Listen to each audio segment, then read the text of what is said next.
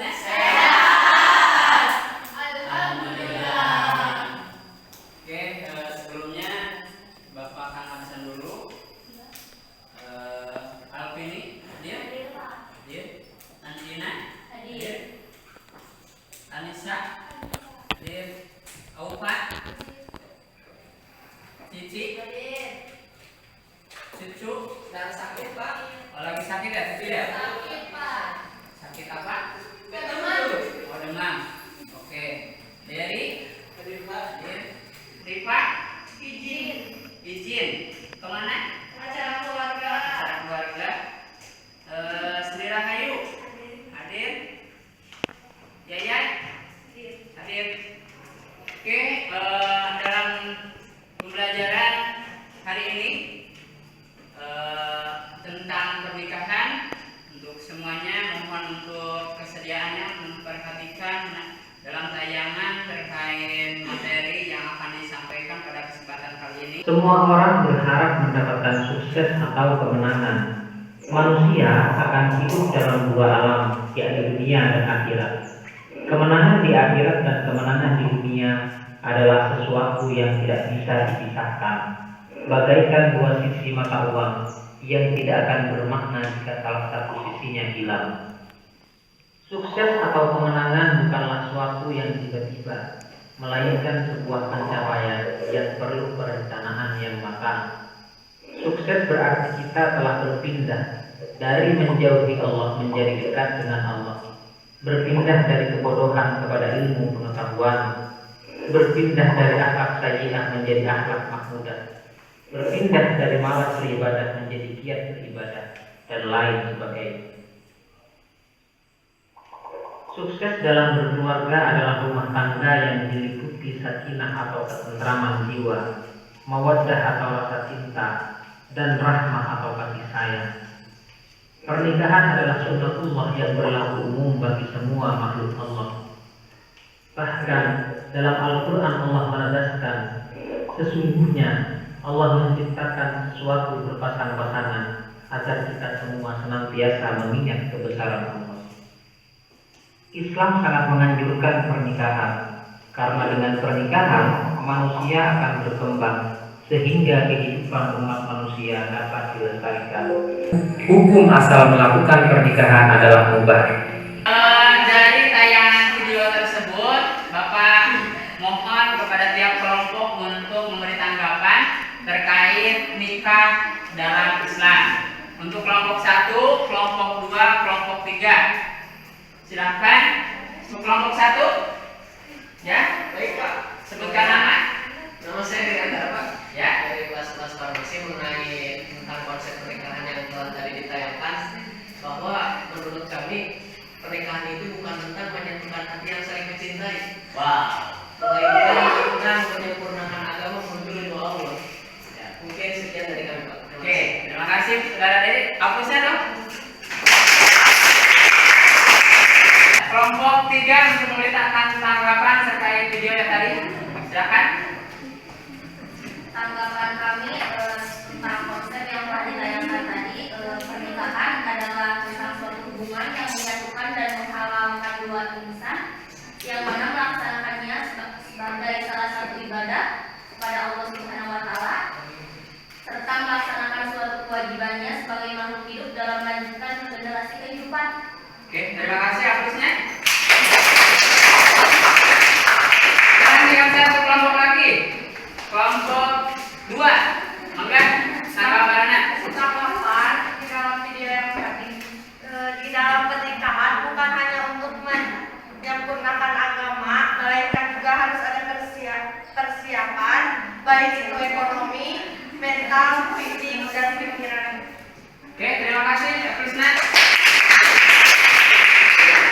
Oke, semuanya dari tanggapan yang kalian sudah kemukakan bahwa benar.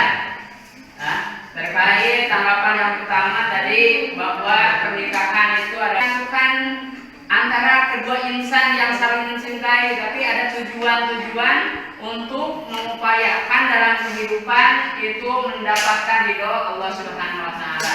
Oke, dari tayangan dari konsep pernikahan dalam Islam. harus dikonsep, karena ketika kita akan menikah tanpa ada konsepan maka banyak terjadi ketika pernikahan akan putus di tengah jalan. Jadi harus dikonsep dari awal, dari mulai mencari pasangan, terus bagaimana caranya, ya, maka harus konsep. Terus dalam pembelajaran memiliki kompetensi dasar.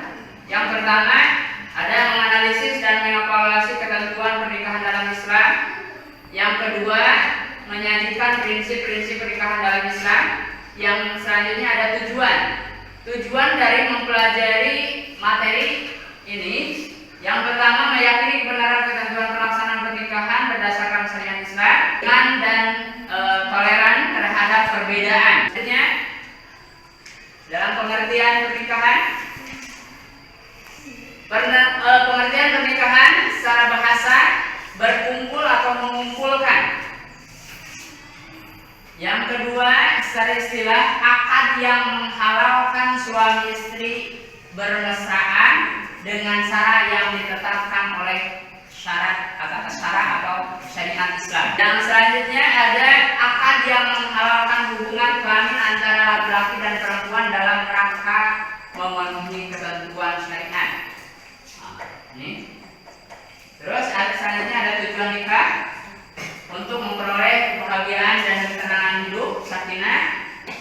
Jadi dalam pernikahan itu bisa menjadi hukumnya wajib, bisa menjadi sunnah, bisa mubah, makruh, dan bisa juga haram. Bagaimana ketika hukum nikah itu bisa menjadi wajib?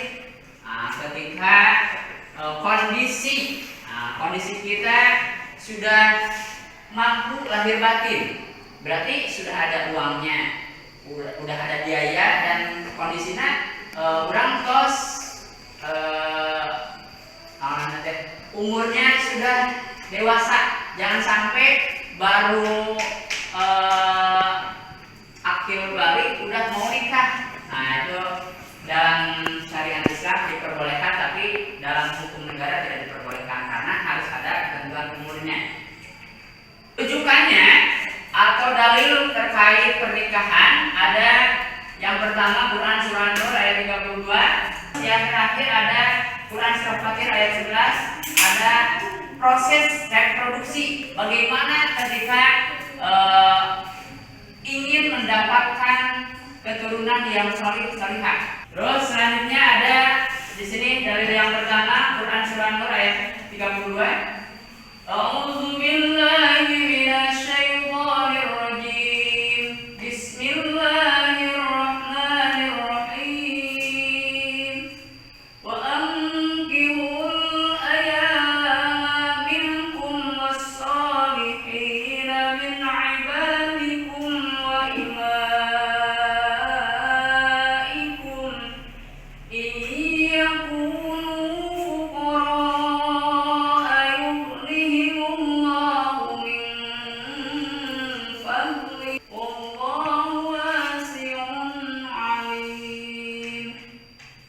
nikahkanlah orang-orang yang masih membujang di antara kamu dan juga orang-orang yang layak menikah dari hamba-hamba sahayamu yang laki-laki dan perempuan. Jika mereka miskin, Allah akan memberi kemampuan kepada mereka dengan karunia-Nya, dan Allah Maha Luas pemberiannya, Maha Mengetahui. Dan mahram itu ada mahram akibat nasab, akibat pernikahan, atau akibat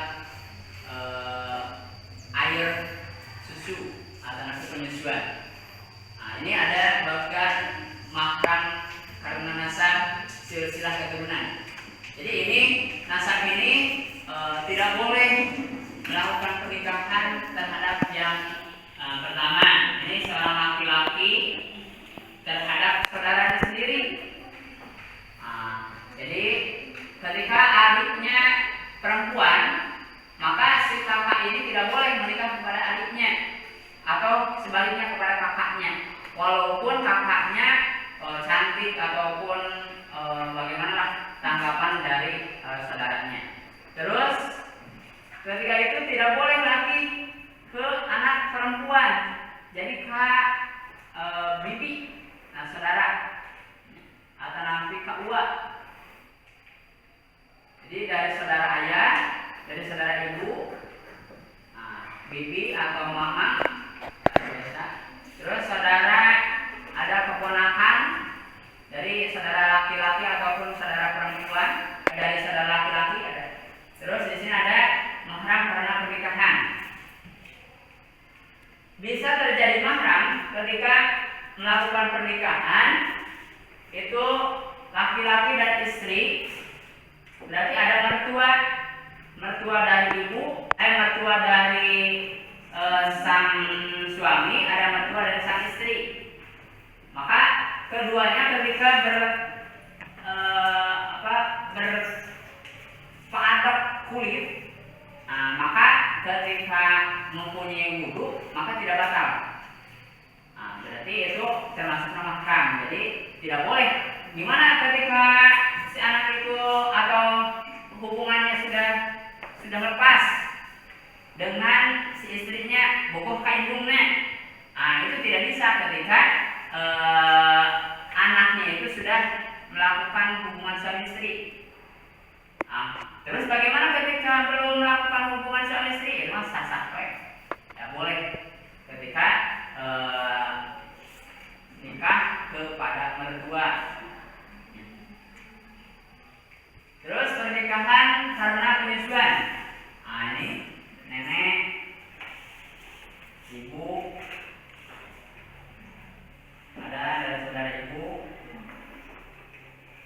Ini terus selanjutnya ada pernikahan terlarang. Pernikahan terlarang itu ada nikah mut'ah, nikah kontrak. Nikah yang diniatkan diusahakan dalam akad nikah yang dijanjikan hanya akan berlangsung selama masa waktu tertentu. Saya nikah dengan Anda selama 3 hari, berarti tidak boleh. Atau selama 1 tahun, atau selama 2 tahun. Jadi yaitu menikahnya seorang laki-laki dengan seorang wanita dalam jangka waktu tertentu. 1 hari, 3 hari, sepekan, sebulan ataupun lebih. Ketika ditentukan maka itu diharamkan. Yang kedua, nikah muhalil. Bagaimana nikah muhalil itu? Nikah yang sengaja dilakukan antara laki-laki dengan janda talak 3 dengan tujuan supaya wanita halal nikah kembali dengan mantan suaminya setelah pernikahannya putus baik dengan talak maupun karena suami wafat. Dalam Quran surah Al-Baqarah ayat 220. Terus nikah semacam ini haram hukumnya dan termasuk dalam perbuatan dosa besar. Karena Rasulullah bersabda, Rasulullah SAW melaknat muhalil dan muhalilah.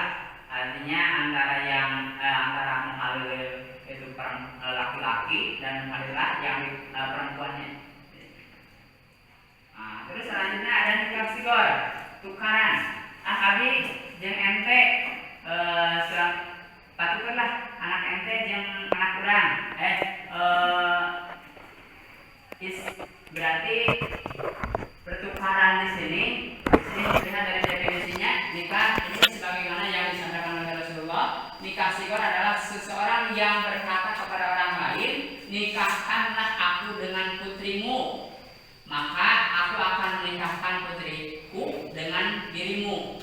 Berarti ada pertukaran. Masa idah. Masa idah itu menikah ketika adanya wafat atau setelah cerai. Menikahi seorang wanita yang masih dalam masa idah adalah haram berdasarkan firman Allah, dan janganlah kamu menetapkan akad nikah sebelum habis masa idahnya. Kelima, nikah dengan beda agama. Ini dilarang ya. Walaupun cinta mati pun ketika itu beda agama di dalam Islam itu dilarang, tidak diperkenankan dan tidak diperbolehkan. Berdasarkan Quran surah Al-Baqarah ayat 221. Dan janganlah kamu nikahi perempuan syirik sebelum mereka beriman. Sungguh hamba sahaya perempuan yang beriman lebih baik daripada perempuan musyrik meskipun ia menarik hatimu saking bogoh-bogohnya. Nah, itu tetap tidak boleh. Dan janganlah kamu nikahkan orang laki-laki musyrik dengan perempuan yang beriman sebelum mereka beriman. Jadi antara kedua belah pihak, antara laki-laki dan perempuan itu harus beriman kedua-duanya. Ketika salah satu tidak beriman atau musyrik salah satunya, berarti yang satunya harus diislamkan dulu atau saudara. Diharamkan atas kamu menikahi ibu-ibumu, anak-anak perempuanmu, saudara-saudara perempuanmu.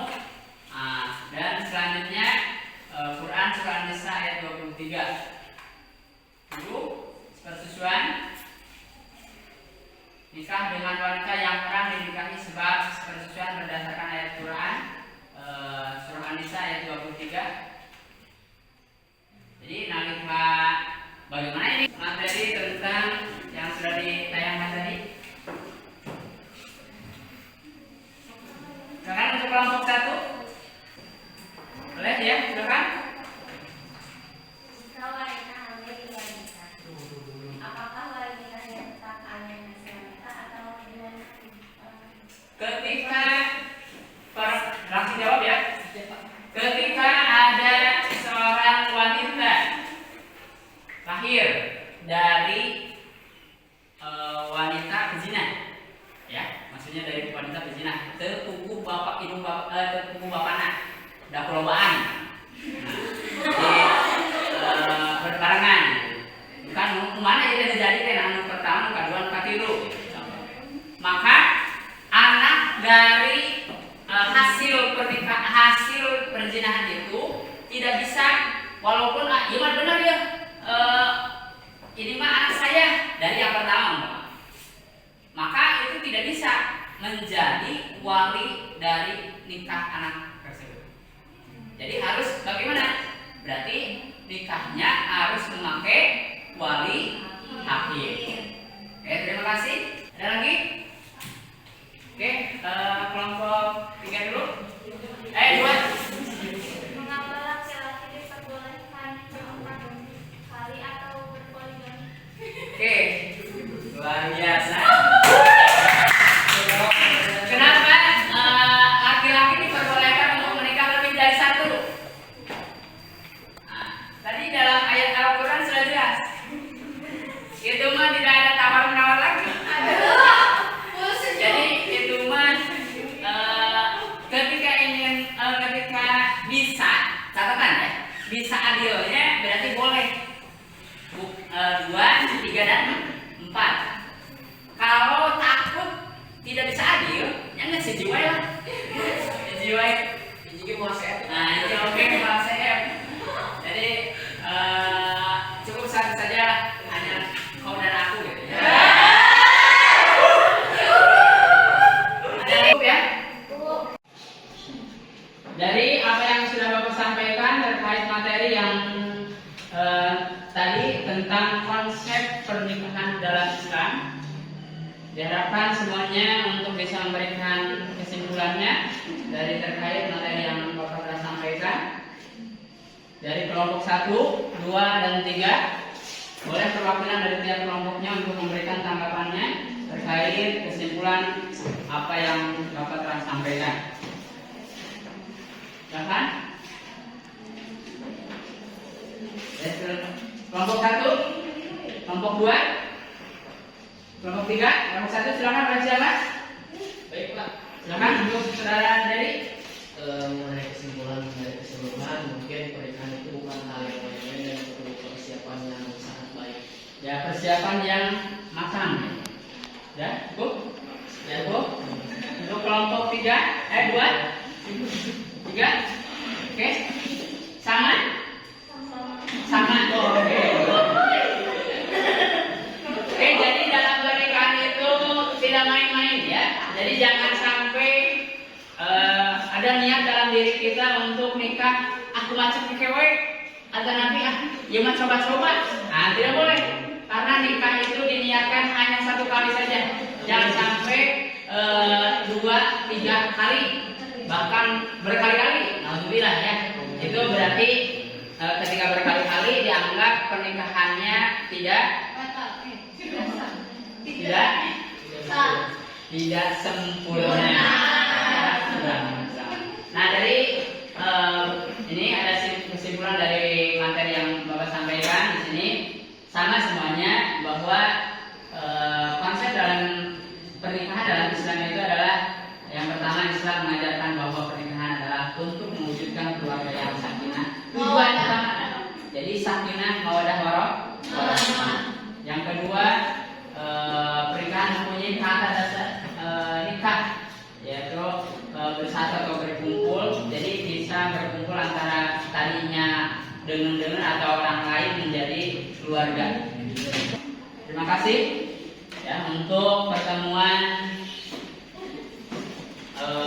tentang pernikahan, konsep pernikahan dalam Islam. Sebelum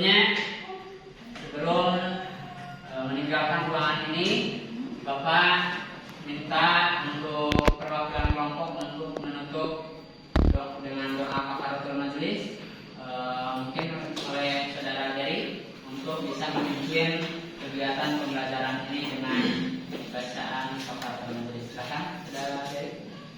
Baik teman-teman, untuk mengakhiri sesi pembelajaran di mata pelajaran kali ini,